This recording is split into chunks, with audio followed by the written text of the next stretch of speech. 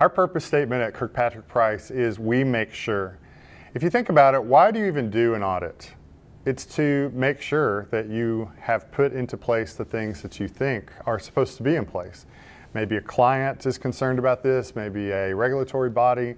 The reason you go through an audit should be to gain that level of assurance that's necessary to test your controls and determine, yes, these controls are in place and operating effectively.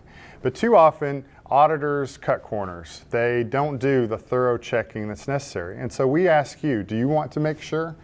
Let's go through an audit that helps you find that level of assurance that you and your clients are looking for. So many times when we do our testing, we find backups that aren't encrypted, and clients say, oh, nobody's ever checked that before. I'm so glad that we found this. We can correct that now. We look at who has access to the firewall configuration, who are the administrators on the network security appliances and devices, and we find shared accounts and accounts that are unused. These are very basic security principles that can be exploited by an attacker, and by finding those things, you can remove them, and people are sometimes surprised that we even asked to look that far in those areas. Did you run background checks on the new people that you've hired?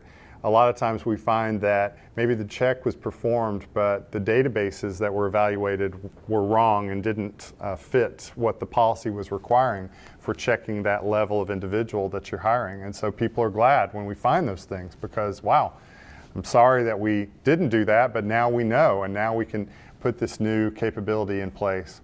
One time, last year, I was looking at logs, and the client said to me, oh, we don't log those systems. We only log these systems over here. And I said, well, your policy says that you do log these systems. And I'll never forget, he turned and looked at the other person in the room and he said, wow, these guys actually read our policy. And yes, that's part of the audit. We have to read and understand your policies and procedures so that we can make sure that you're following those things. And so in that case, they weren't doing what their policy said that they were. That can open you up to litigation and insurance not paying on claims if you find that your policies are not being followed. We inspect user accounts. Do you have authorized people accessing your environment? Have you removed terminated users? It's a very common finding, but you don't find it if you don't look. We check access cards. Have they been deactivated so that no one can use a card to get into an area that they don't have the rights to enter?